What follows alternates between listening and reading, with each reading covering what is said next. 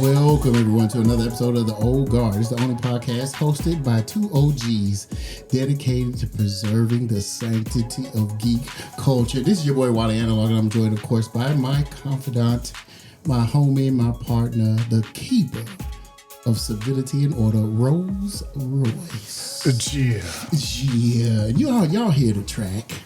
Y'all hear the track that we come in on. So smooth. You know what I'm saying? You know what we do. We are so privileged to have the composer of said track in the building, Gerald Trottman. He's a goat out here, y'all.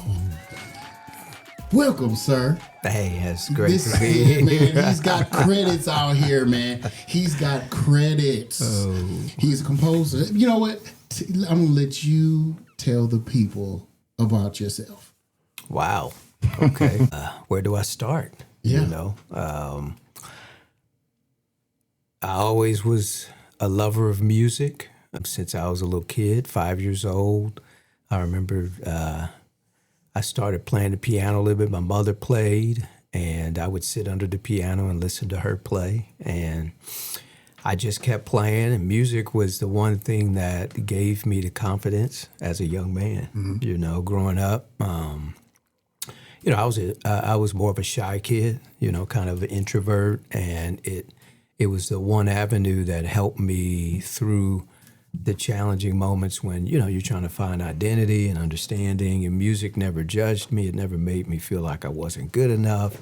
It never told me I was a failure or I didn't make the cut. It was always somebody else telling me that about the music. It doesn't know race either. Yeah. So I ventured on, went on, studied music in college and got a composition degree, went to New York and got into writing for some musicals and things like that. And then eventually made it back to Nashville after a certain amount of years and got involved in, I was writing and doing some things, but I was helping lead worship at a church and creative aspects, things like that, and met up with some people who ended up going to Los Angeles, and I ended up moving out there and took a job as a lead composer and started creating music for film and TV. First project was Dolphin Tale 2. Okay. Created some music for that, then started creating music for the Expanse on Amazon. I remember that. Yeah, I created music for, I'm trying to think, after that, I'm trying to think of it in chronological order. Then Pete the Cat came up on Amazon, which was a Pete the Cat. I remember that. Oh my God, we had young kids. Yes. That was the first. The cat is in the house. Yes. That was the first score that we worked on.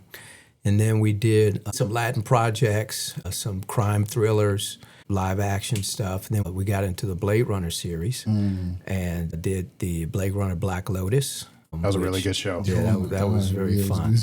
Yeah, we did that. That was around during COVID. It came out in 22, and we were creating it during COVID. So I remember we did it all. I'm sure. Yeah, we did it all. We were never in the same room. So was everything was remote. Yeah. Even with the Japanese directors and producers over in Japan. So we were, you know, some of us were up late night while it was daytime over there, which was fun.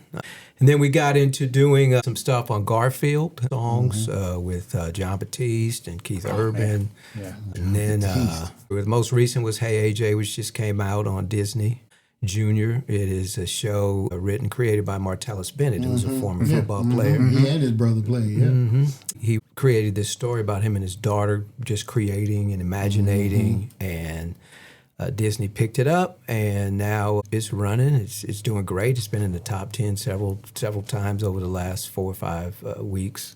So it's streaming great. It's doing really good, you know. So that's up to date. I got a few things on the horizon we can talk about later, but that's sure.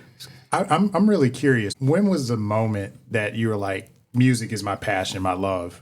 Like, was it a particular album that you heard, or was it like a note that you played on the the piano, or what was that moment where you're like, yeah, this is it? It was Stevie Wonder's Songs in the Key of Life. That was my first record, and I played that record over and over and over again.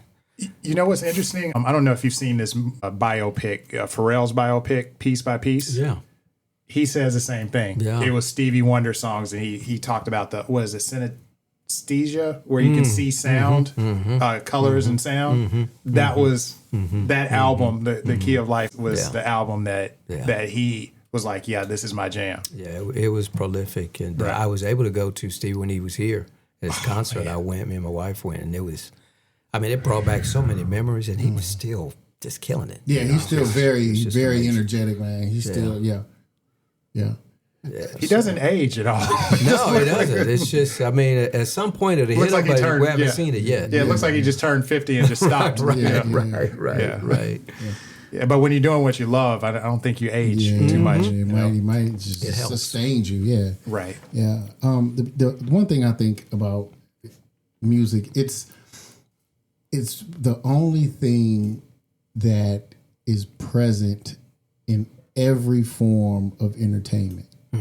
Like movies, television, video games. It's like there's always, and even if you don't pay attention to it, you realize it's there subconsciously. Subconsciously, because even when I would watch cartoons, the Flintstones and Tom and Jerry, I remember the songs and the music, and I can still hum along to that music on like Woody Woodpecker and all that stuff like that. I can in Looney Tunes, I remember all the music. I learned a lot of classical music because of Bugs Bunny. Yeah, you know what I'm saying? You know what I mean. So that medium, man, is the one that if you can, I just explain what it must feel like to be able to have your art exhibited in so many forms of entertainment. It is rewarding. You're right. Music is, I tell people, I've traveled playing music all over the world, and I've taught all over the world in workshops and things like that to young people.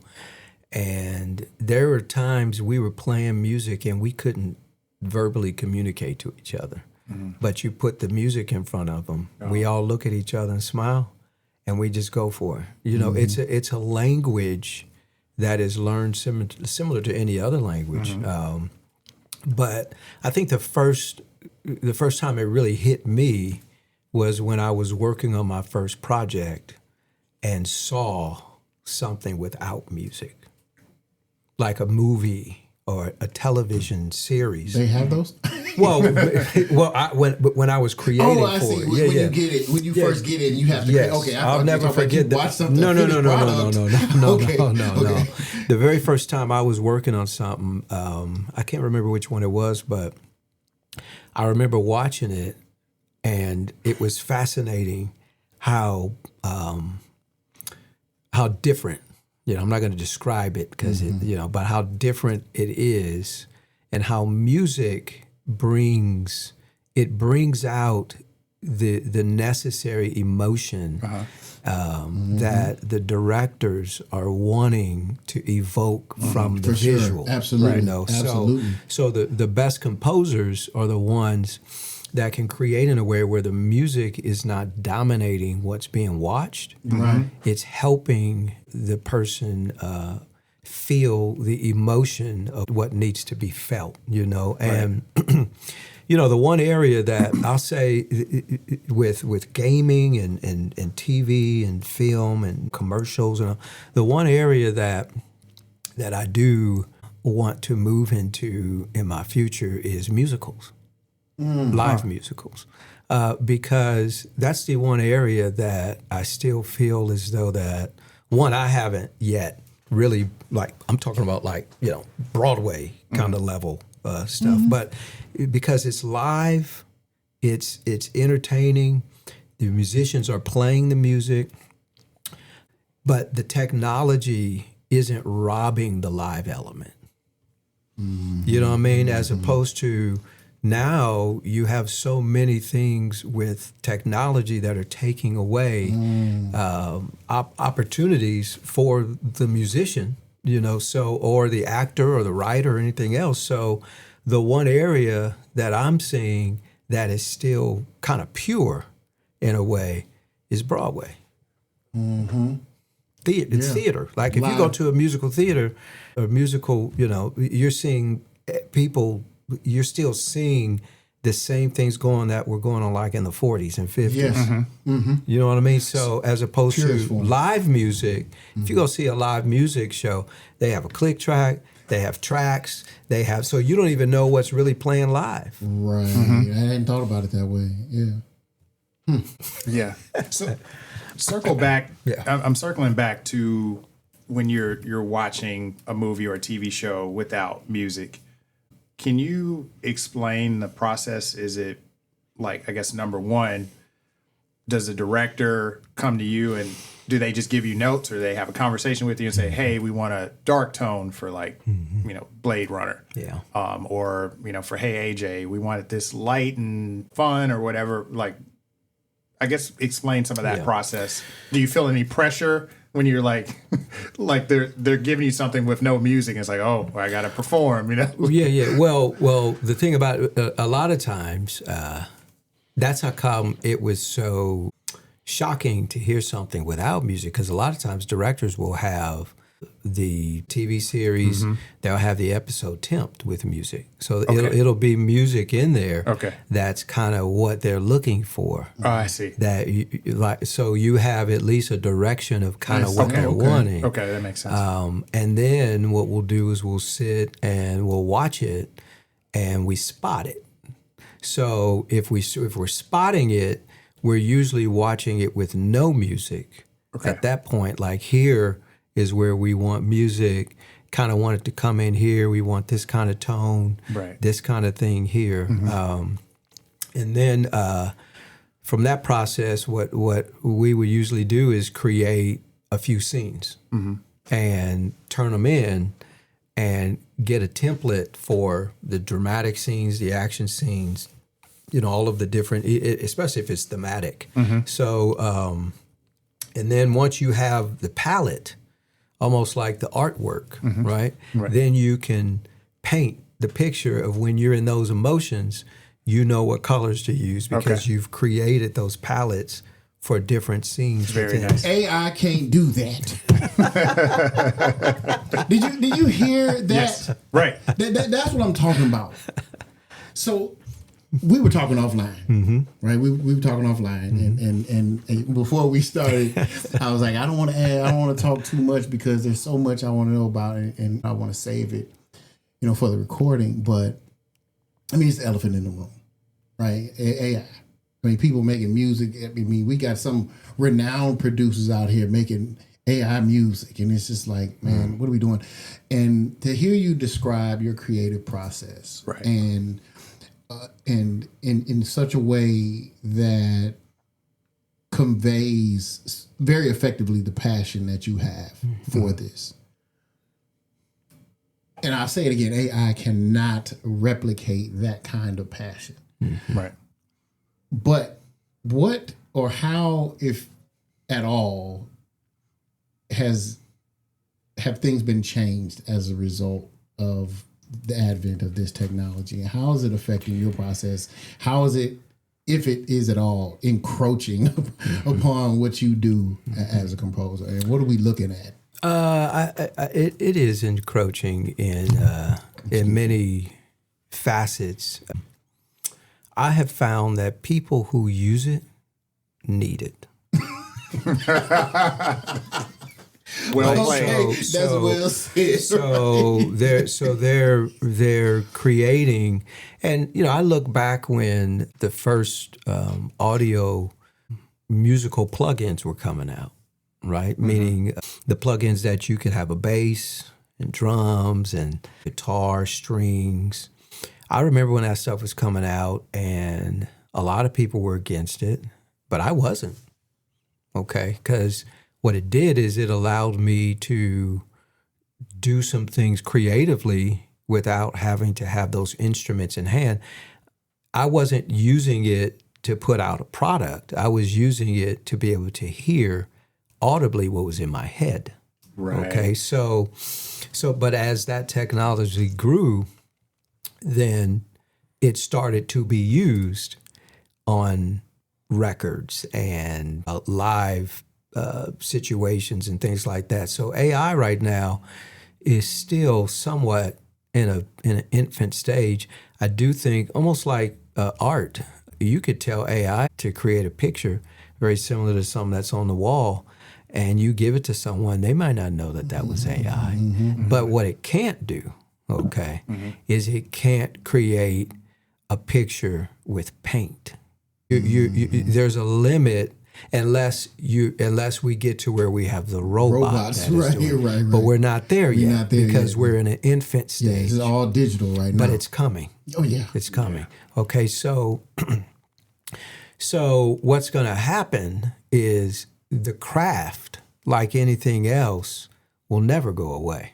If you can play, like who's going to pay to go see a robot give a musical concert?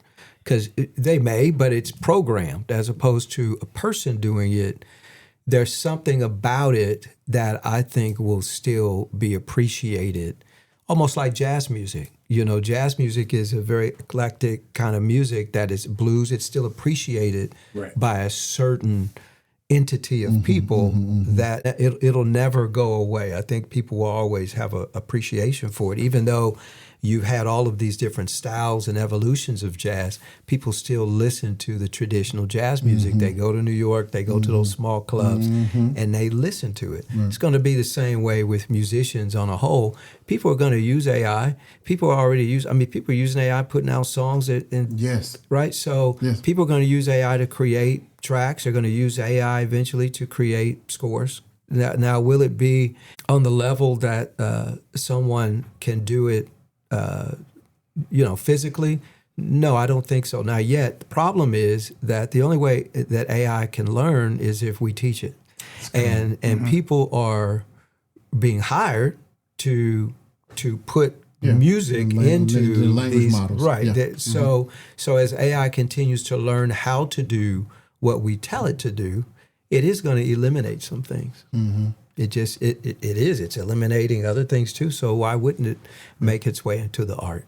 Do you feel like if AI reaches a point, do you feel like it will make live concerts more popular again? Like, you get what I'm saying? By humans. By humans, yeah. Like that. So it'd be a premium at that point. Right. I think there will always be a desire for live human music. Yeah. Yes. Because the performers want to perform.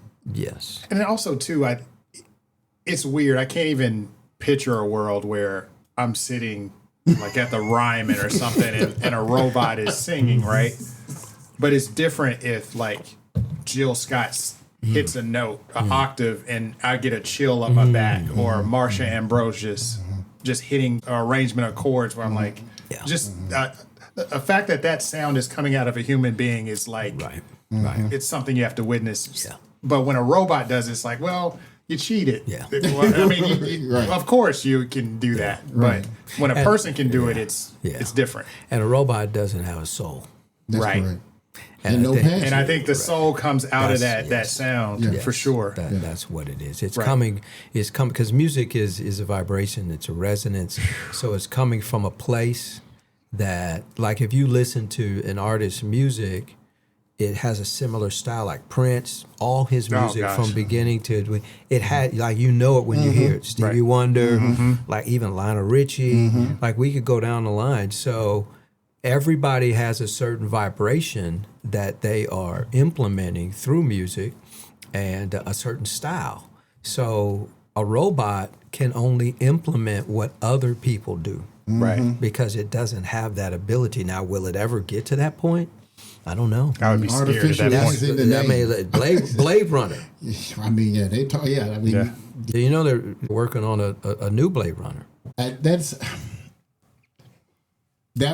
a very reassuring answer to a question, because I mean, just like any technology, right? Whether it's digital video games or ebooks or whatever, there's always going to be a desire for the OG, the original stuff, But I think my worry is that it'll become so very niche and hard to get your hands on that kind of stuff, to where, like you were saying, Rose, there would be a greater appreciation for the live performances, minus, like, I'm afraid of live performances still having AI doing some, like you were saying, some other stuff that we don't even know about, that's not apparently not present in a Broadway production, as you were saying. But like, I don't want any of that in my live performance. I just want to see it like raw and uncut, Right. kind of like how they do in the Tiny Desk. That's what I want. Yes. You know what I'm saying? That's why that's raw. That's why that's popular. It's almost like a rite of passage. Going back to the it's like that's what we want. It identifies who the real singers are. The singers. You know what I'm saying? 'Cause we don't want these fakes out here.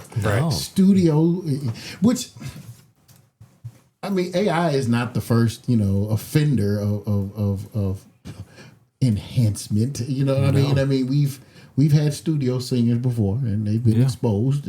So I guess this is a more graduated phase of that. It even started like Milli Vanilli. Oh my God! That wasn't even the beginning of it from studio recordings. Because I mean, there's stories, but one of my teachers from way back, Bernard Purdy, drummer, played on Aretha tracks, and he played for a lot of different people. He created the Purdy Shuffle, which is the shuffle that you're not going to do. Oh, okay. He created, that wow. was his history. Okay. That's his deal. So, I mean, stories have it that he would be asked to come in and play on different tracks and different things, and but he wasn't necessarily getting the credit for it. The drummers in the bands were all the way back to, like, they say Beatles, and I don't know if that's true or not. But wait. I'm just saying. Hold on. We're not gonna put this on. I've heard stories about the Beatles. I've heard stories about that. Okay. All right. We'll talk about this. Okay. G4 classified. Right. Now, I do remember stories of Martha. The views. However, in that same vein, I've heard stories similar to that involving Martha Wash. Yes, singing. She sang a lot of stuff. Yeah, she did like that. I remember that Everybody song. Yes. Black Box. That's her voice on there, but they had the skinny chick in the video singing. But she's done so much background, and she's not credited for that. But that's Martha Wash. Like, that's the Weather Girls girl, right? Like that, she's got an amazing voice, but they would not put her out front. Yes. There you go. Yeah, that's a rabbit hole we could go down. Sure. But I don't know how we got there from AI, but I'm saying, because it's honest. Because it's credit. Well, not only that, it's something that's created, but isn't really what it is.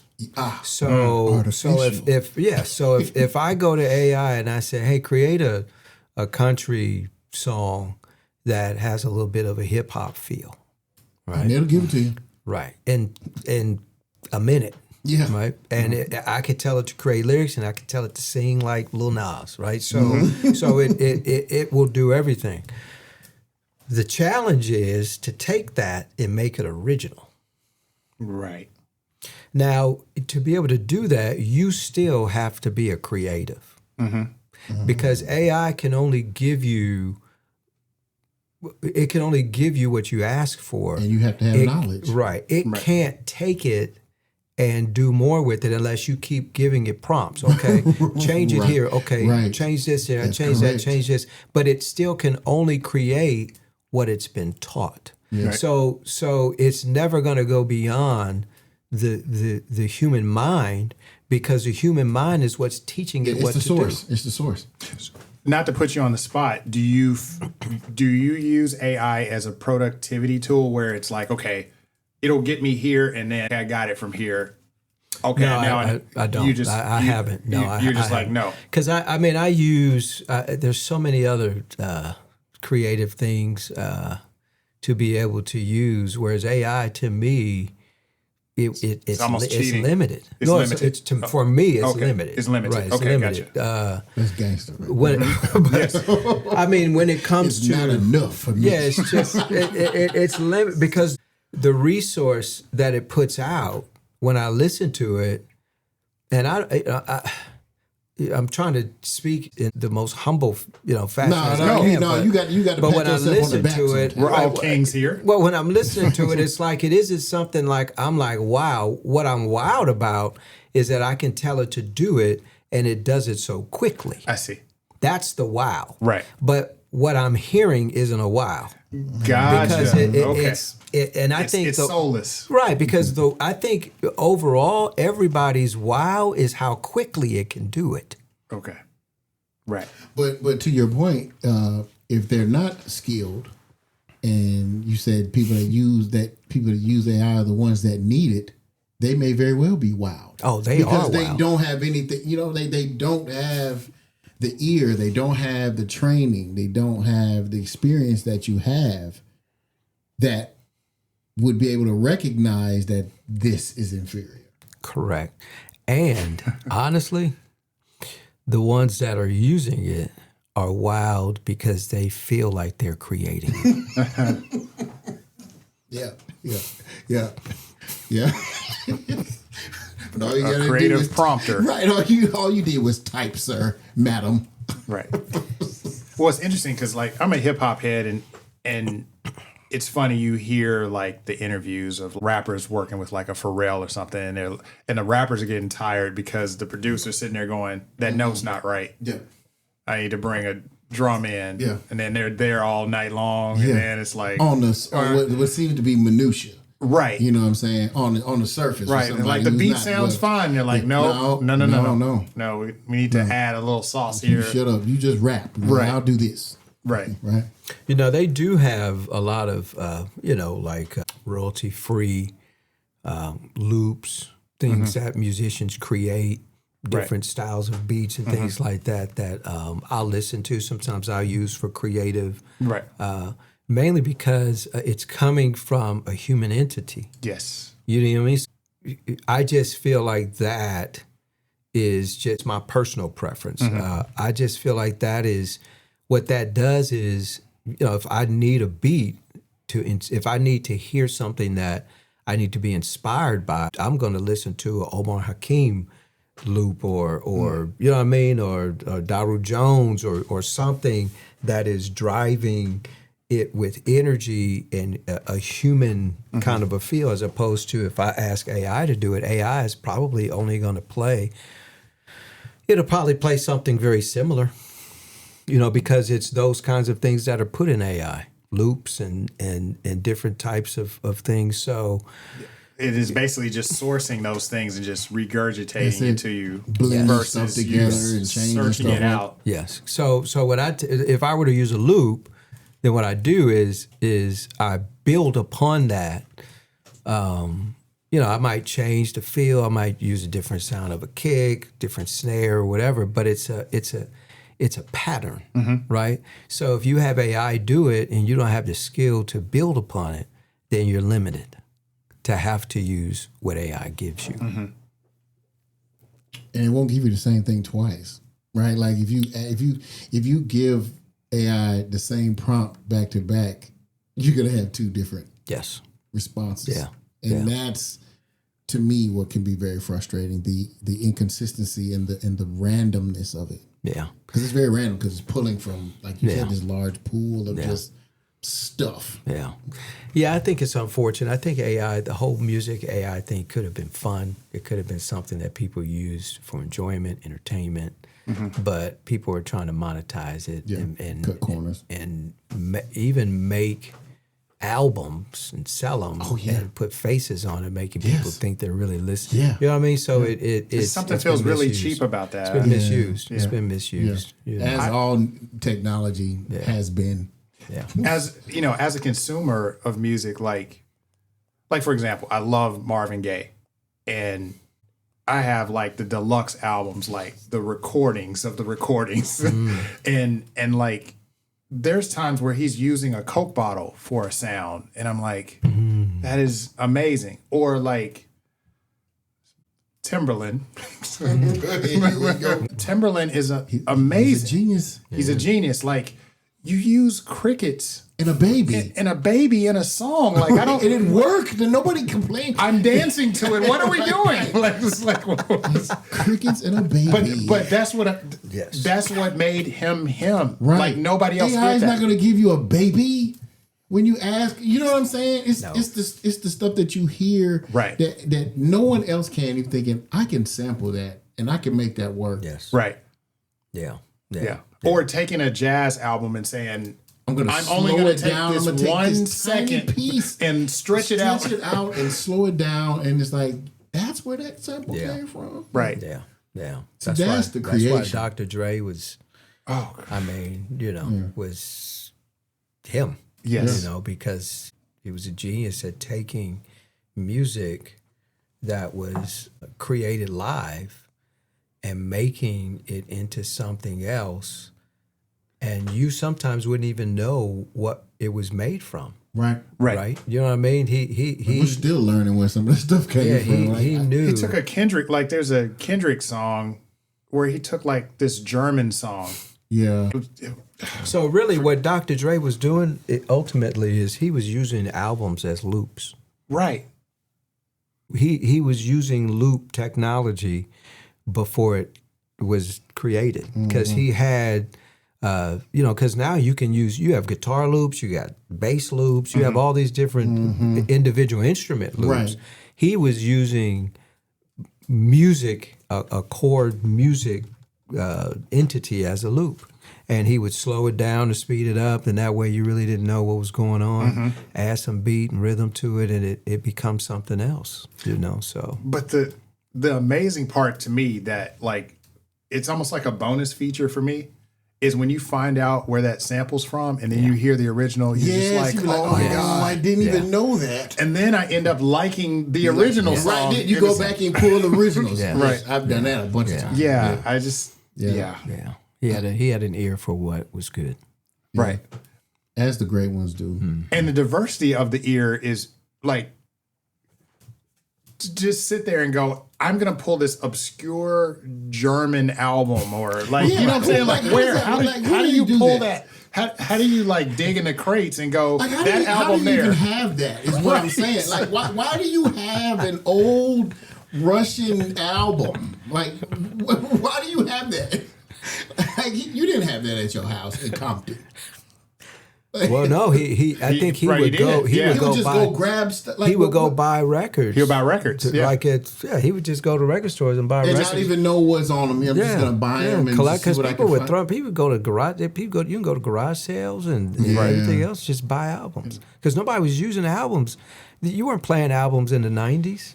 Yeah, and he was clearing out. You know what I mean? Most people weren't playing an album in the '90s. That was CDs, and now it's coming back. In different ways, but nobody was playing an album. Hip hop, they were using albums, but it was genius. Yeah. Yeah, man. And I think that's the thing that separates human beings from AI. With human beings, each person that knows what they're doing and has a passion for it, they create their own signature out of nothing. Like, they just birth a signature. So, like, you can play me a Dr. Dre song. That's a Dr. Dre song. That's a Pharrell song. That's a Timberland song. That's a Timberland song. That's DJ Quick. Right, I yes. hear that. I can hear that. Right. yeah. But with AI, there's nothing. It's just kind of like, Yeah. That's what I'm saying. When you hear it, because you all know music, so when you hear it, it's no wow to it. And that's what I'm saying, that as opposed to if you're trying to create something and you need AI because you can't create it and you do it, it wows you because it's doing something that you didn't think you were going to be able to do without a person. Right. So tell me this. There's a little bit of a dance when you're scoring for, like, say, a show like Blade Runner, Black Lotus, that has a lot of action, right? She's using a sword, and that music is getting queued up to some action beats or whatever. Do you see a danger of them like just feeding that footage into AI and then AI just kind of That's creates a good something? question right there. I They I think at some point. I mean, I know that I believe that library. They have people reaching out to those libraries all the time, and they pay a lot of money for access to the music. To the music that you've created, or To anybody's the music created. of the library. Of the library, Right. okay. So if the library chooses to do that, there's a cost and a fee. They haven't decided to do that. They said no. But there are a lot of libraries that are doing it. In fact, they're collecting so much music because what they can do is they can sell that music to AI companies to be able to learn the music. And are record companies doing it? Well, let me ask you this. How does AI know how to create a country music vocal? The only way it can know is if there was a country music vocal put in it. Right. Okay, I even know a person who was hired to go sing for songs, just country Feed the songs. LLM. Yeah, that are just demos, and they were specifically to teach AI. So I'm just saying that AI can't do it without the us human. helping. Yeah. So we're helping eliminate something that we supposedly are supposed to see value in. But we've been doing that. We've been doing that from day one. There's so much I want to say, and it might sound controversial. I probably shouldn't That say we it. do it when we use our phones. Yeah. Every time we Right. submit any form of information, Right. they're capturing that. Man. Yeah. And whatever it is, your search, your search prompts in Google or ChatGPT, whatever you're putting it in, man, they logging that stuff. Yeah. But I do think the creative, the ultimate creative, will supersede it. What it's going to take is it's going to take the creative to continue to do, like the Tiny Desk stuff, like you had mentioned, continue to do the things that it knows is going to retain a certain integrity in the art. And Right. it's going to push the creative in areas and ways Right. that we haven't been pushed. It's always going to be there. Technology is part of our life now. We're not going away from it. So how are we going to stay ahead of it as the creative? How are we going to do that? The only way to do it is to move into areas where you feel you can still be who you are and maintain that certain amount of integrity, of creativity, and authenticity. And I know we're about to wrap up, but I guess I'm just curious, like with this rise of AI, and hopefully I'm not putting you on the spot, do you feel like now you're in a time where you have to really protect your creations because of AI, making sure contracts are solid and the writing of it is solid? Like, hey, you can't take my music and you and take it And through feed the AI and LLM. then, and feed the LLM. Those are things Right. you do have to think about now. Okay. Yeah, you do. Especially now, and it's moving so quickly that I mean, AI has its own. You know what like Logic, Pro Tools. You know what those things are. Okay. AI has its own, It's called a DAW, like a DAW, which is what musicians use to create the music with. Like it started out like scary. GarageBand was like the first one in Apple, and then Logic came about. Pro Tools has been around more so for audio stuff, but now you can do MIDI in that as well, really well. That's what I use a lot. But I'm not going to say what the name of the AI platform is, because most people know what it is. But they have one that is growing and is very similar, but it's going to be able to do things that those things aren't. So thing about it is Logic and Pro Tools are going to integrate AI in. Like if they don't, they're going to be behind the technology. That's correct. Right. So they're going to have to if they want to stay. And that's why I'm saying that I believe that the live music is going to come back in a way very similar to how, like, the 40s and the 50s with the big bands, and it's going to come back, and people will pay for it but it has to be done different.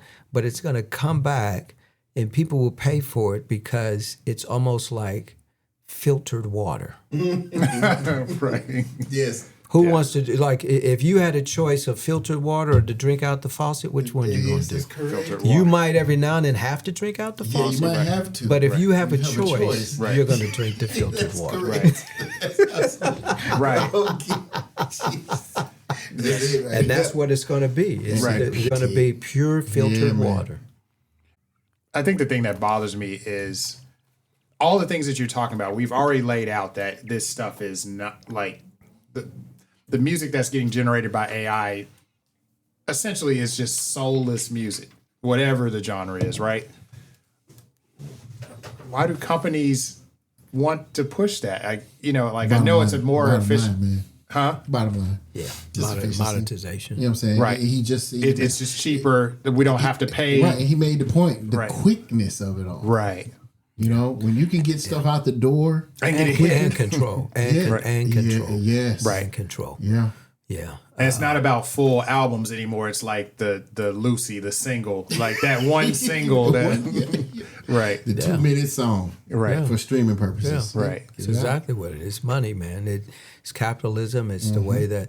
But it's funny. This is America. You know, if you go over into the other entities, like I was in Poland teaching a jazz camp this last year, and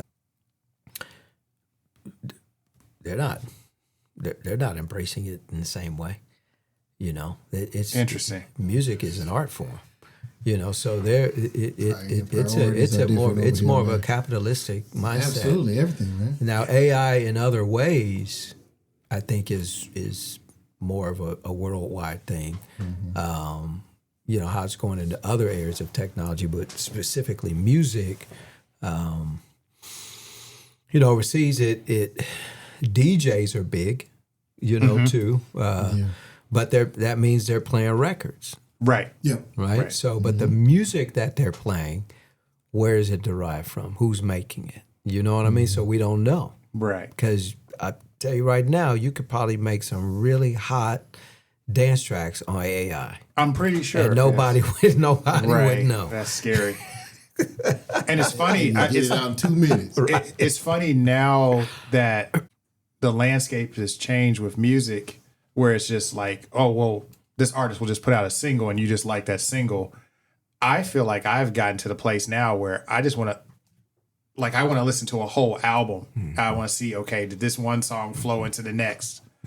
The Clips' new album. I mean, my goodness, like, That's good. that was amazing. Like, it just, No shit. Yeah. yeah. So this was amazing, Yeah. Gerald. We definitely have to bring you back. I'd love to be back. Let me give a quick shout out Yeah, to Please.